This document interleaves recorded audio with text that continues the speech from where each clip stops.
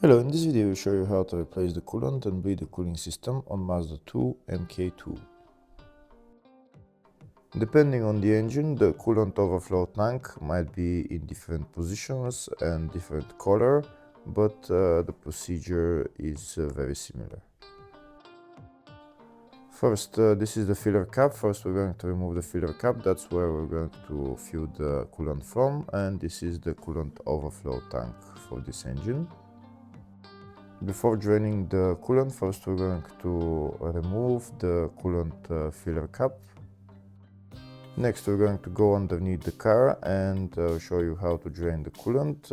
On some engines there is a coolant drain plug, on others there isn't a drain plug on the radiator, so you need to remove the lower radiator hose on the radiator and drain the coolant that way. This is the hose that comes from the radiator, so you can remove that clamp on this side and just drain the coolant from there on this engine. Once the coolant is drained, next we're going to start filling coolant into the system. This is the coolant that I'm using, FL22. So we're going to fill the coolant until it reaches, until it goes all the way to the top. Here where we fill the coolant, this is not a coolant tank, we fill the coolant directly into the radiator. So unlike the coolant tank where there is a minimum and maximum level, here you fill the radiator all the way to the top. And afterwards we're going to look at the minimum and maximum level at the coolant overflow tank. So we continue to fill coolant until it goes up all the way, and then afterwards you're going to see how there is going to be air bubbles coming out, and the coolant level will drop down. So we'll continue to fill until there is no more air bubbles.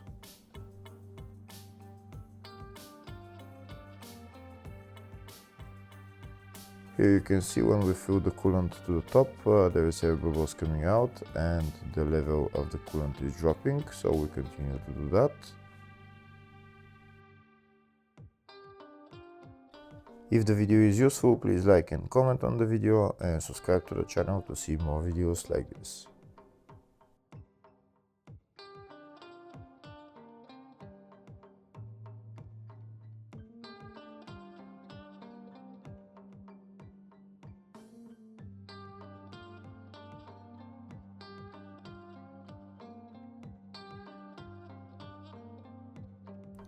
Here you can see we continue to fill the system with coolant.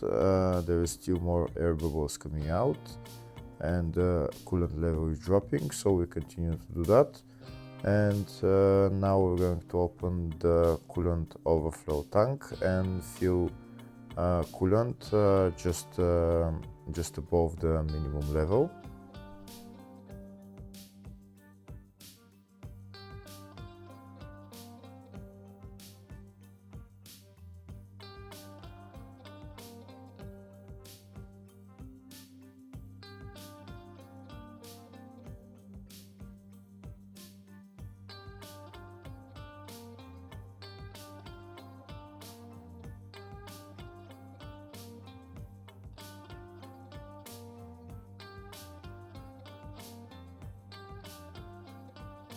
Okay, so now I filled the coolant just above the minimum level. Next I'm going to press the upper radiator hose as well, and I'm going to continue to fill some coolant into the radiator.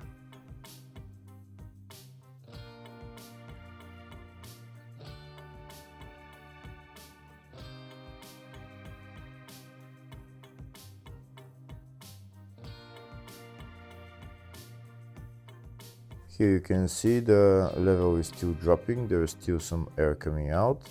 Now next I'm going to press the upper radiator hose just because it's in a high spot, just to make sure there is no air in there. Just continue to squeeze the hose until there is no air coming out from there. And once you stop squeezing the hose, then fill the coolant up to the top again.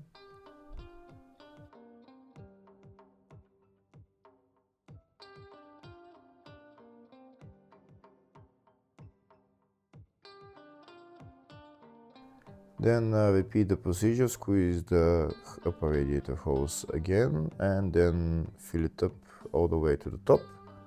And then we're gonna go inside the car and start the car.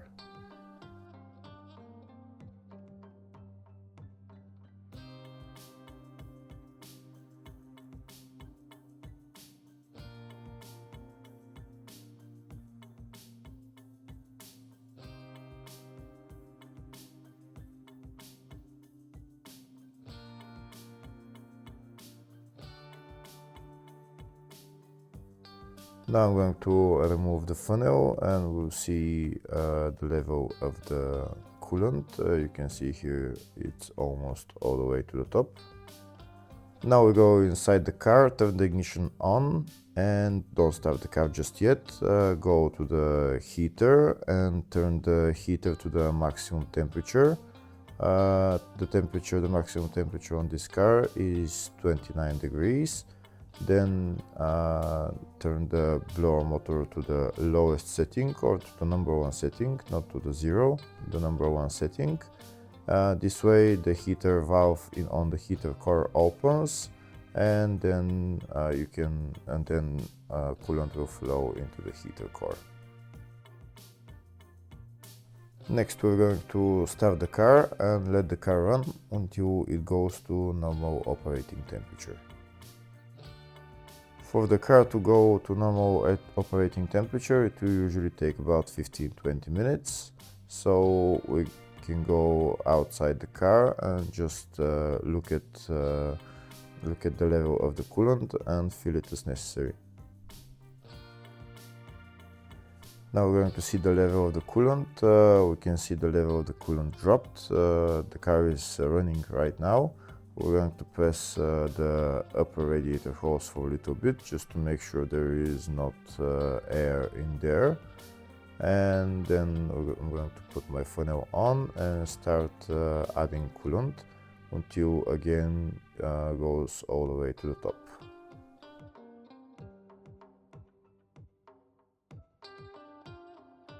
Here you can see now it's all the way to the top and there is less bubbles coming out, but there are still some bubbles coming out. Here you can see there's some bubbles coming out, not too much, but once the bubbles are coming out, that means the system is being bled. We can see the coolant level is dropping. So now we're going to add some more coolant.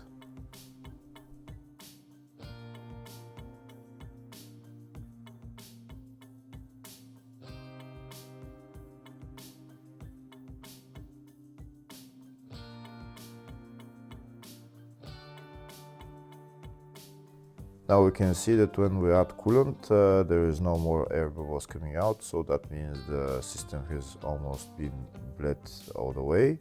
There's still some coming out, but not too much. Now I'll show you the level of the coolant in the overflow tank. You can see just a little bit above the minimum level. When you turn off the car, you can add the coolant to go to the maximum level. Here we can see the coolant is still to maximum level, so now we're gonna go inside the car and check the temperature. We can see the temperature is almost in the middle between hot and cold, so that means the temperature is almost at a normal operating temperature. Next we're going to rev the engine for maybe a minute or two, just to help it warm faster. Just hold the RPM to around 2000 RPM, just for maybe 30 seconds, minute and a half, depends on how fast the car will warm up. Once the car warms up, then the heater should start blowing hot air. If the heater starts blowing hot air, that means the coolant system has been bled. I'm going to turn up the heater blower motor, and I will wait for the hot air to start coming out. Once the hot air starts coming out, that means the system has been bled, and then we can turn off the car. In my case, there is hot air coming out, so that means I can turn off the car and just add coolant as necessary into the radiator. First, I'll add coolant into the coolant overflow tank, just do it to the maximum level, and then I'm going to add coolant into the radiator.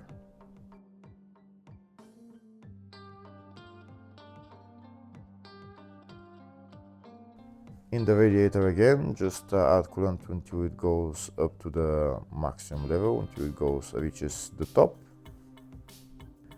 Now we can put on the radiator cap on and the coolant overflow tank cap on, and we're done with replacing the coolant. After the car becomes cold, check the level of the coolant again and add as necessary. Next, I'll show you the bleeding procedure in the service manual. Hopefully the video was helpful. Please like and comment on the video and subscribe to the channel. Thank you.